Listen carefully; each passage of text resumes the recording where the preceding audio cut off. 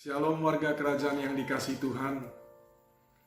Doa saya semua kita dalam kondisi yang sehat-sehat dan di dalam perlindungan Tuhan yang sempurna. Hari ini minggu pertama di bulan April kita tidak melakukan perjamuan suci, tetapi kita akan lakukan bersama-sama nanti pada hari Jumat Agung jam 8 pagi. Baik, saya melihat bahwa sebelum terjadi pandemi COVID-19, manusia itu semakin hari mereka hidup semakin sembrono. Ya, mungkin akibat mereka itu tenggelam dalam kesenangan atau kenyamanan kehidupan dunia. Dan hal ini membuat manusia hampir-hampir tidak berpikir bahwa hidup di dunia ini suatu saat pasti akan berakhir. Hidup di dunia ini, di atas bumi ini sangat singkat. Dan kalau kita mau jujur, kita sebagai orang percaya mengerti akan firman Tuhan. Dan kita tahu bahwa hidup di dunia ini sangat singkat. Alkitab mengumpamakan hidup manusia itu seperti uap air. Tercatat di dalam Yakobus 4 ayat yang ke-14. Yang sebentar saja uap itu ada dan kemudian sudah menghilang. Dan Alkitab juga mengumpamakan hidup kita itu seperti rumput dan kemuliaannya seperti bunga rumput. Hari ini ada rumput dan juga ada bunga rumput, keesokan harinya sudah menghilang. Dan oleh karena kasih karunia Tuhan yang begitu besar bagi kita semua, Ia mengingatkan setiap manusia lewat kejadian-kejadian yang buruk dalam tanda petik terjadi di atas bumi ini, supaya manusia yang masih belum sadar, supaya mereka sadar dan kembali kepada Tuhan, Tuhan yang berdaulat atas segala sesuatu. Dan bukankah semua ini yang sedang terjadi menggenapi nubuatan tentang akhir zaman dan yang ada dalam Alkitab yang berkata bahwa bangsa akan bangkit melawan bangsa, kerajaan melawan kerajaan, gempa bumi yang dahsyat akan terjadi. Dan kita sudah melihat bagaimana gempa bumi terjadi di mana-mana, akan ada kelaparan, penyakit sampar, dan ada tanda-tanda dahsyat dari langit. Seharusnya yang terjadi hari-hari ini yang begitu menakutkan bagi manusia, yaitu virus corona atau coronavirus, menyadarkan kita semua apa yang sedang terjadi ini sebagai peringatan dari Tuhan. Supaya sebagai manusia, kita semestinya kita introspeksi diri. Baik bagi yang masih belum percaya kepada Tuhan, dan terlebih kita yang sudah percaya, sadar, dan tetap konsisten hidup di dalam kehendak-Nya.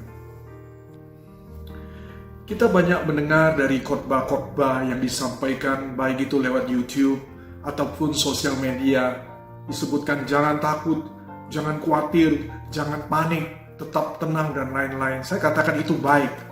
Karena kenapa? Memberikan kita kekuatan, memberikan kita penghiburan, dan memberikan kita pengharapan. Tetapi sebagai orang percaya, kita juga harus rasional. Walaupun ada banyak yang percaya, orang percaya yang tidak takut dan mereka tidak panik, tetapi toh kita mendengar ada orang-orang Kristen, bahkan para hamba Tuhan yang setia kepada Tuhan. Pada akhirnya mereka ketularan COVID-19 dan pada akhirnya juga meninggal dunia. Dan saat pagi hari ini saya mau bertanya, apa dasar kita tidak menjadi takut? Apa dasar kita tidak menjadi panik? Apa dasar kita bisa tetap tenang? Bagaimana sebagai orang percaya kita merespon hal tersebut? Dan biarlah firman Tuhan pada saat pagi hari ini memberikan kita pengertian, dan biarlah Roh Kudus memampukan kita untuk bisa dan terus hidup sesuai dengan kehendak Bapa di surga. Baik, kita akan membaca di dalam Alkitab, di dalam Ibrani 1 ayat 3b, di dalam terjemahan BIMK, Bahasa Indonesia Masa Kini. Di sana disebutkan, Dialah juga yang memelihara keutuhan alam semesta ini dengan sabdanya yang sangat berkuasa. Firman Tuhan menyebutkan di dalam Ibrani tadi, disebutkan bahwa Tuhan itu yang memelihara keutuhan alam semesta. Dengan apa? Dengan firman-Nya yang sangat berkuasa.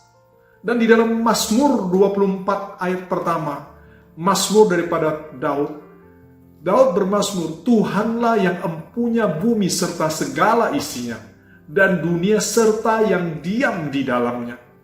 Jadi, apapun yang ada di alam semesta ini milik Tuhan. Dan semua ada di dalam pemeliharaan Tuhan.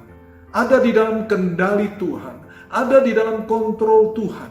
Dan di dalam Roma 8 ayat 28 ayat 29 di sana dikatakan bahwa kita tahu sekarang bahwa Tuhan turut bekerja dalam segala sesuatu untuk mendatangkan apa? Kebaikan bagi mereka yang mengasihi Dia, yaitu bagi mereka yang terpanggil sesuai dengan rencananya. Ayat yang 29 disebutkan, sebab semua yang dipilihnya dari semula, mereka juga ditentukannya dari semula untuk menjadi serupa dengan gambaran anaknya, supaya ia anaknya itu menjadi sulung di antara banyak saudara. Jadi Tuhan saat ini sedang turut bekerja untuk mendatangkan kebaikan. Apapun yang terjadi ada di dalam kendali Tuhan, ada di dalam pemelihara Tuhan, dan Tuhan mau itu mendatangkan kebaikan bagi setiap kita yang mengasihinya, dan pada akhirnya lewat proses-proses, lewat kejadian-kejadian sehari-hari, bahkan ketika ada bencana, ada penyakit sampar, membuat kita, menjadikan kita semakin hari semakin serupa dengan anaknya. Jadi hal yang pertama, pesan firman Tuhan, sekali lagi, segala sesuatu ada di dalam kendali Tuhan. Segala sesuatu itu ada di dalam kontrol Tuhan. Oleh sebab itu, marilah kita sebagai orang percaya, kalau kita tahu semuanya ada di dalam kontrol Tuhan, kita menyerahkan hidup kita seutuhnya kepada Tuhan. Seluruh hidup kita. Amin. Ya, kita tahu bahwa Daud suatu kali ketika dia menggembalakan domba kambing di padang rumput, Samuel datang untuk memberkati raja masa depan. Ketika sampai di rumah Isai, Nabi Samuel berkata kepada Isai bahwa salah satu anaknya itu akan menjadi raja masa depan. Maka Isai dengan antusias menunjukkan anak-anaknya kepada Samuel. Dan anak-anaknya yang ditunjukkannya adalah anak-anak yang diharapkannya menjadi raja. Ternyata satu persatu itu dilewatkan Samuel. Dan Tuhan tidak berbicara apapun kepada Samuel untuk supaya mengurapi salah satu daripada anak yang ditunjukkan oleh Isai. Mulai dari Eliab, ada Abinadab, ada Syama, Nathanael, ada Radai, ada Osem, ada Elihu. Kemudian Samuel bertanya kepada Isai, "Cuman itu anakmu?" Isai menjawab, "Oh ya, masih ada satu." Nah, pada saat itu, Bapak Ibu tahu di manakah Daud? Dia ada di padang rumput. Sedang ngapain dia? Dia sedang menggembalakan kambing domba. Berapa ekor? Alkitab mencatat 2-3 ekor. Dalam bahasa Inggrisnya, few, sedikit.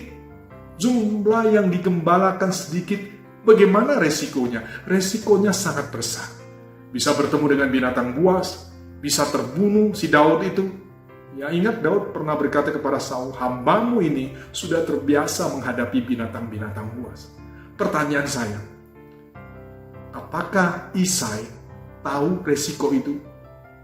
Kalau Daud menggembalakan kambing domba di padang gurun atau padang rumput itu resikonya besar? Iya, dia tahu.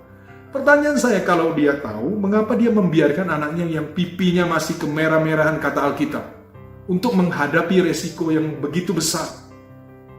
Ada yang tahu siapa namanya Ibu Daud? Di dalam Alkitab tidak disebutkan namanya, tetapi di Talmud disebutkan. Ya, sekali lagi, Talmud itu bukan kitab yang bisa disejajarkan dengan Alkitab, tetapi kalau kita membaca Talmud itu dapat menambahkan wawasan, ya, the story behind the scene, atau kisah-kisah di balik peristiwa yang tercatat dalam Alkitab. Ternyata di Talmud tercatat bahwa ibu Daud bernama Nisefet. Ya, dalam Talmud diceritakan suatu hari Nisefet bermasalah dengan Isai dan mereka pisah ranjang. Ya, zaman dahulu kalau pisah ranjang itu caranya adalah pisah tenda. Dan kebiasaan berdosa zaman itu adalah ketika seorang pria pisah tenda, maka dia akan mencari yang namanya wanita pengganti atau surrogate woman. Berbeda dengan Hagar, surrogate woman kali ini ya, wanita pengganti tersebut yang tidak disebutkan namanya sangat menghormati Nisefet. Jadi ketika malam hari datang ya, Nisefet disuruh masuk ke dalam tendanya surrogate woman tersebut, tetapi Isai tidak mengetahuinya. Akhirnya Nisefet hamil dengan siapa? Dengan Isai. Benihnya adalah dari Isai.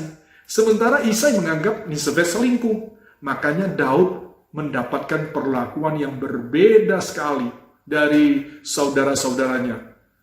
Ya, Isai memperlakukan buruk terhadap Daud karena Daud dianggap sebagai anak haram. Dan kondisi itu Daud menjadi bingung. Dalam zaman itu masih menganut tradisi paternalistik.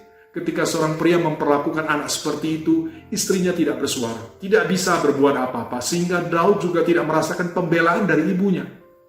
Juga tidak ada pembelaan dari saudara-saudaranya karena dianggap anak haram.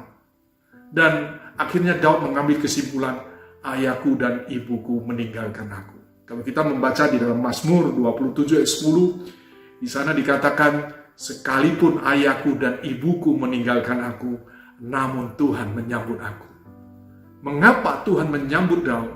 Karena Daud menyerahkan hidupnya kepada Tuhan. Dan siapapun kita pada saat pagi hari ini, ketika kita menyerahkan hidup kita ke dalam tangan Tuhan, Tuhan pasti menyambut kita dan kita aman dalam tangan Tuhan karena Ia yang memegang kendali atas segala sesuatu. Apa yang sedang kita hadapi saat ini? Ya mungkin COVID-19, tapi percayalah, kita aman di dalam tangan Tuhan. Setelah Daud diurapi oleh Samuel menjadi raja, secara de jure, seharusnya Daud telah menjadi seorang raja. Tetapi secara de facto, kenyataannya, Saul tetap bertahta. Dan Bapak Ibu tahu, Daud membutuhkan 13 tahun setelah diurapi oleh Samuel menjadi raja, baru ia bertahta sebagai raja. Ini adalah proses yang cukup dan sangat lama, tetapi ini menjadi prinsip hidup Daud. Apapun yang terjadi, terus berserah kepada Tuhan, karena segala sesuatu ada di dalam kendali Tuhan. Berserah di dalam bahasa aslinya itu gahlal. Gahlal itu artinya apa? Gahlal itu kalau Bapak Ibu suka dengan sepak bola, olahraga sepak bola, gahlal adalah ketika seseorang mengumpankan bolanya kepada striker. Dan striker itu yang akan memasukkan bola itu ke dalam gol. Gahlal. Jadi kita mengumpankan bola kita kepada striker yang akan memasukkan ke dalam gol. Begitu juga dengan kita. Kita harus berserah kepada Tuhan, menyerahkan segala sesuatu kepada Tuhan. Dan setelah itu, biar Tuhan yang bekerja, biar Tuhan yang berkarya di dalam kehidupan kita. Ada sebuah quotes yang mengatakan, faith tells me that no matter what lies ahead of me, God is already there. Artinya apa? Iman memberitahu saya apapun yang terjadi di depan saya itu tidak menjadi masalah karena Tuhan sudah ada di sana. Alkitab mencatat bahwa Allah kita, Yesus kita adalah Alfa dan Omega. Apakah artinya? Artinya Tuhan sudah ada pada awal dari segala sesuatu dan juga sudah ada pada akhirnya. Dengan kata lain, Yesus telah ada di masa depan kita. Ia telah hadir di masa yang akan datang. Oleh sebab itu, tidak perlu kita khawatir, tidak perlu kita panik, tidak perlu kita menjadi takut lagi, karena firman Tuhan dengan jelas mengatakan bahwa Yesus adalah Alfa dan Omega. Dia yang awal dan dia ada pada akhirnya. Berarti Yesus sudah ada di masa depan kita. Kalau dia sudah berada di masa depan kita, ngapain? Buat apa kita terus takut akan kehidupan kita di masa yang akan datang? Bukankah Yesus sudah ada di sana?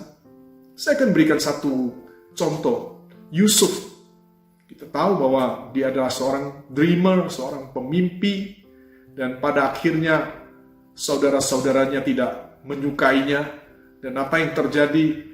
Dia mau dibunuh, dibawa ke padang, kemudian karena si Ruben berkata jangan dibunuh deh, dijual aja ke Mesir. Mereka sempat memasukkan ke dalam sumur, kemudian dia diambil lagi, dan pada akhirnya dijual kepada Potifar. Dan bisa bayangkan bagaimana dengan ayahnya, Yakub, di dalam kondisi yang sudah tua.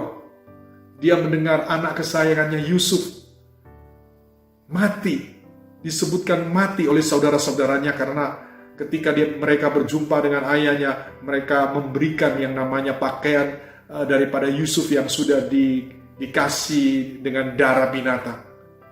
Tetapi Benyamin tidak disebutkan di dalam Alkitab, tetapi di Talmud Benyamin berkata seperti ini, kalau Tuhan yang mengatur segala sesuatunya, aku percaya bahwa Yusuf ada di tangan Tuhan. Yusuf ada di dalam pimpinan Tuhan. Ya, kita akan mendengarkan sebuah pujian mengenai Yusuf dan Benyamin, bagaimana pengharapannya kepada Allah yang mengatur segala sesuatunya. God is in control.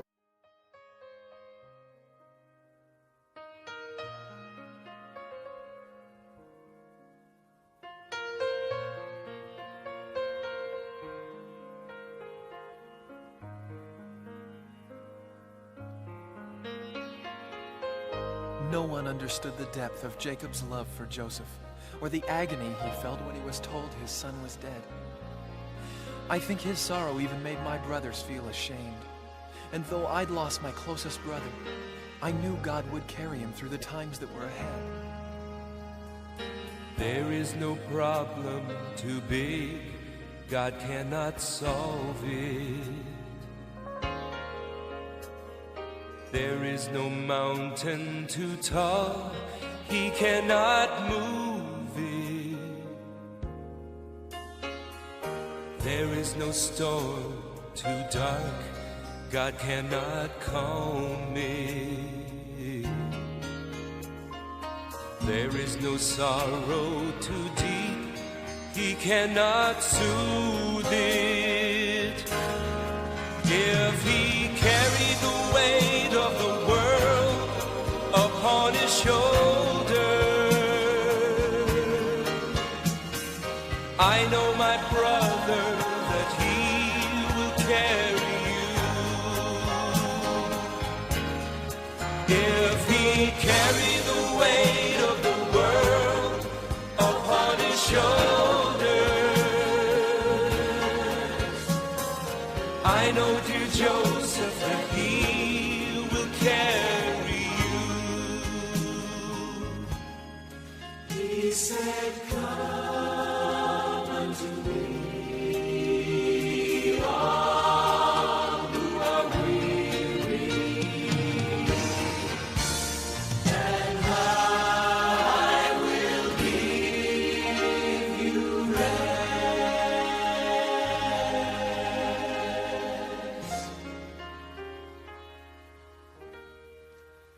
There is no problem too big, God cannot solve it. There is no mountain too tall, He cannot move it. There is no storm too dark, God cannot calm it.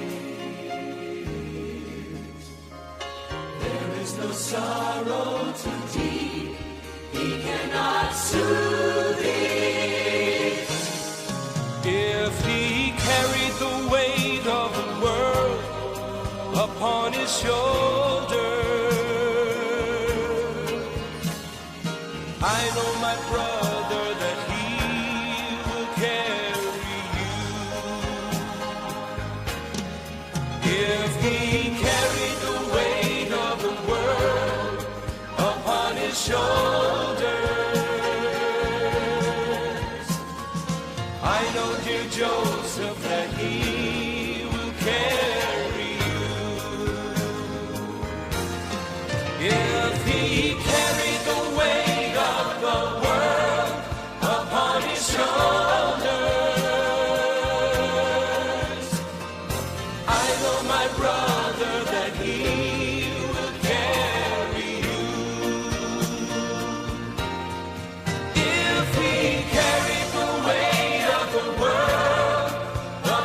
shoulders.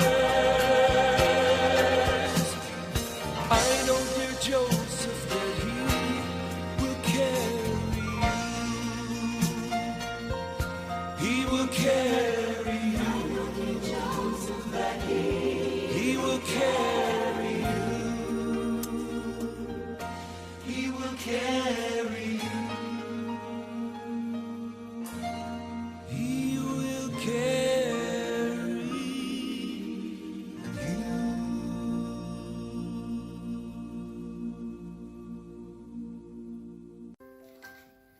Kita akan melanjutkan ke poin yang kedua. Kita akan membaca di dalam surat Paulus kepada jemaat di Filipi, pasal yang pertama ayat yang ke-21.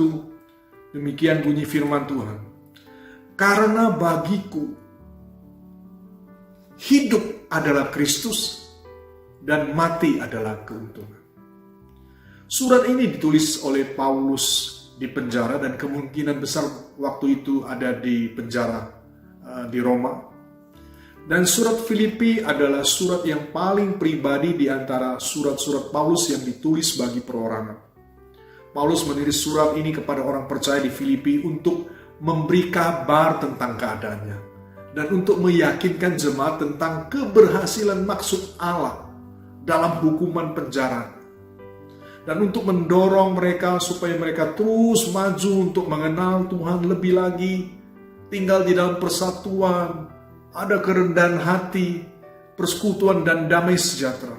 Dan surat ini memusatkan perhatian pada Kristus Yesus sebagai tujuan hidup dan pengharapan orang percaya akan kehidupan kekal.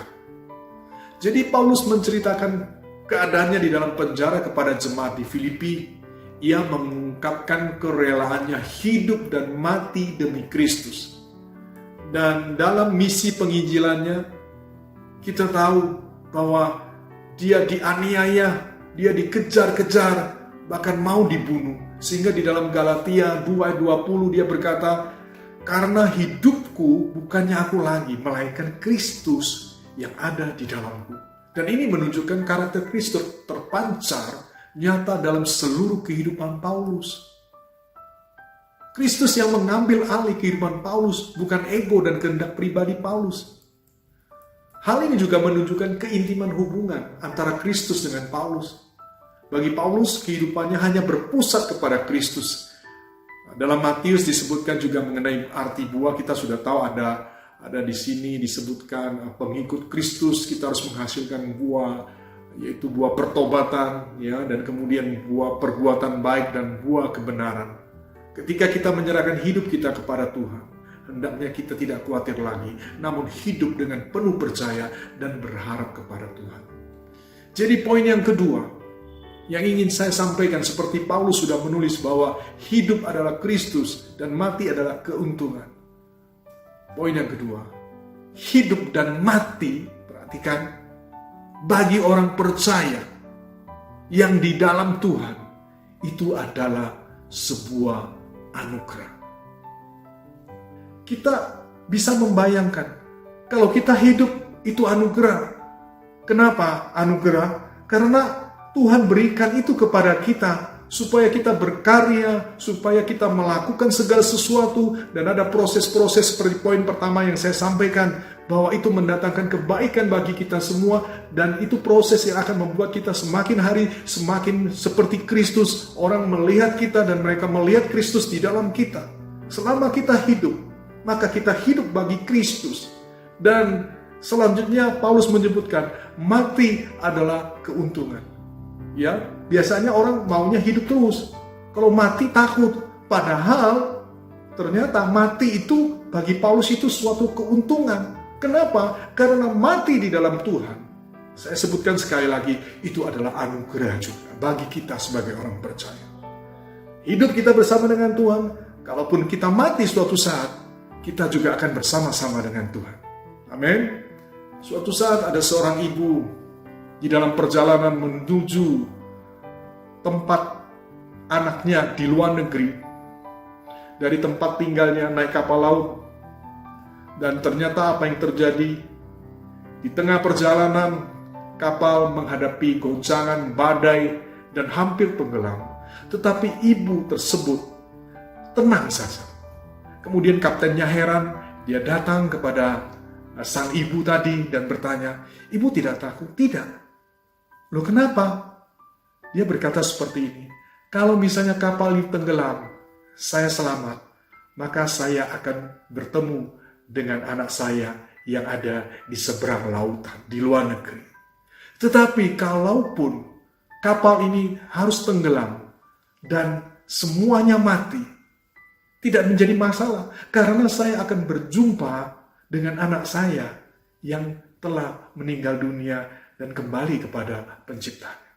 Lihat, kita melihat bahwa bagi ibu tadi, kalaupun dia hidup, anugerah, karena dia akan berjumpa dengan anaknya yang masih hidup, yang ada di bumi ini. Tetapi kalaupun tenggelam dan dia harus mati, dia mengatakan itu pun suatu keuntungan. Karena kenapa? Dia akan berjumpa dengan anaknya yang telah meninggal.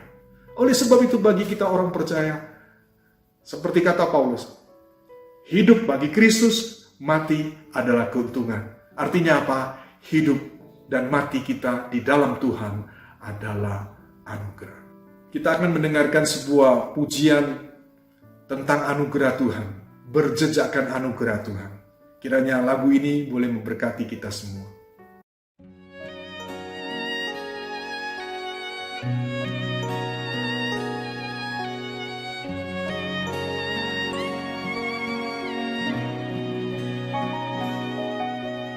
Berada di dalam hadirat-Mu lebih berharga dari 1000 hari. Berada di dalam hadirat-Mu ada mujizat dan anugerah-Mu. Setiap langkahku ada di mata-Mu, Kau yang atur berjejakkan anugerah. Tak Kau biarkan ku jalan sendiri, percayaku sepenuhnya di dalam-Mu.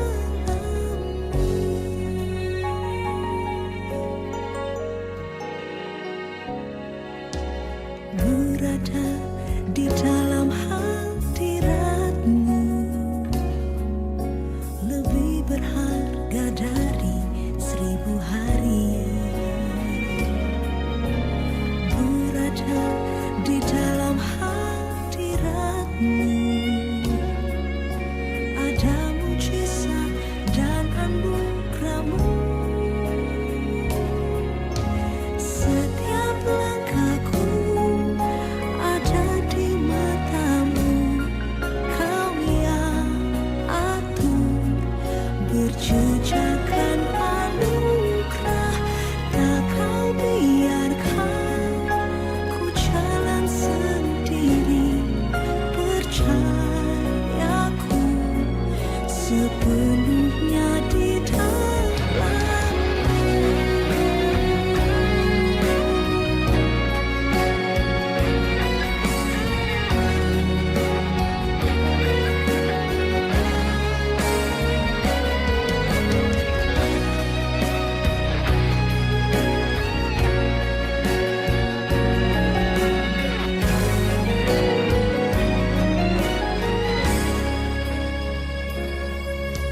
Setiap langkahku ada di mata-Mu, Kau yang atur berjejakkan anugerah. Tak Kau biarkan ku jalan sendiri, percayaku sepenuhnya di dalam.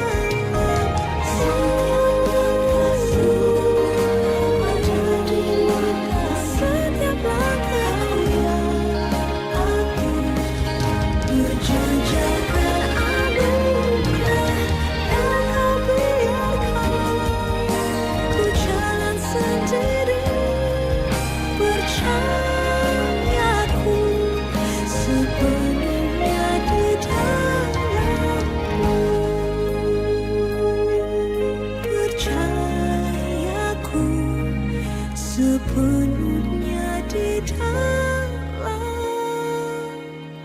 Pada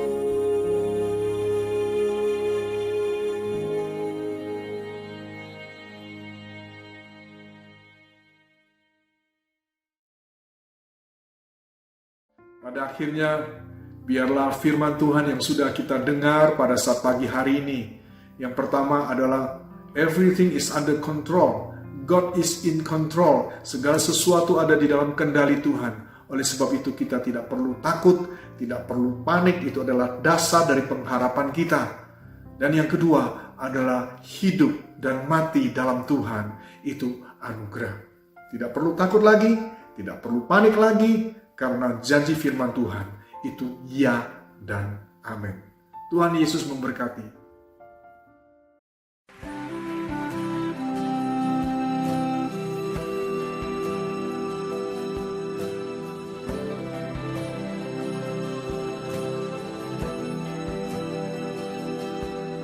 Engkau ada bersamaku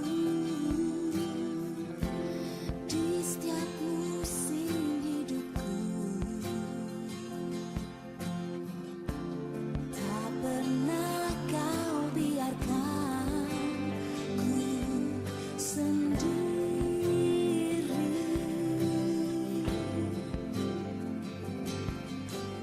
Kekuatan di jiwaku adalah bersamamu. Tak pernah ku ragukan kasih-Mu. Angkat suara bersamamu Bapa, ku lewati semua perkenananmu yang teguhkan hatiku. Engkau yang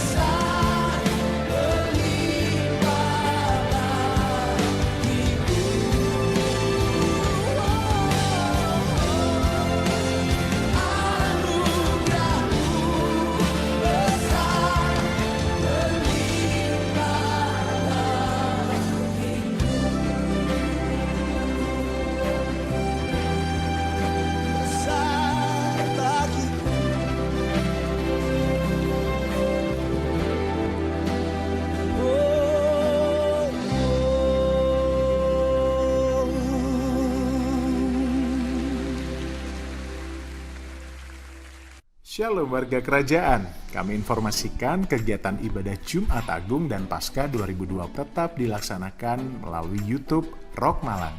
Link akan kami share melalui WhatsApp. Berkaitan dengan perjamuan kudus yang biasanya dilaksanakan pada minggu pertama setiap bulannya, maka khusus untuk bulan April 2020 akan dilakukan secara serentak pada ibadah Jumat Agung 10 April 2020 di rumah masing-masing. Teknis pelaksanaan perjamuan kudus dilakukan dengan cara jemaat menyiapkan secara mandiri roti dan anggur atau minuman warna merah lambang darah Yesus di rumah masing-masing yang akan dipimpin oleh gembala jemaat via YouTube. Jika jemaat kesulitan untuk memperoleh anggur dan roti karena keadaan darurat ini, maka dapat digantikan dengan air teh dan roti atau kue sebagai lambang darah dan tubuh Tuhan Yesus. Ibadah dipimpin oleh Bapak sebagai kepala keluarga yang dibantu oleh Ibu dalam hal doa, membaca Alkitab, dan juga sharing. Sedangkan untuk sakramen perjamuan kudus, GPI Rock Malang menyiapkan klip video untuk memimpin perjamuan kudus dan seluruh anggota bisa mengikutinya. Demikian pemberitahuan ini. Kami ucapkan Tuhan Yesus memberkati.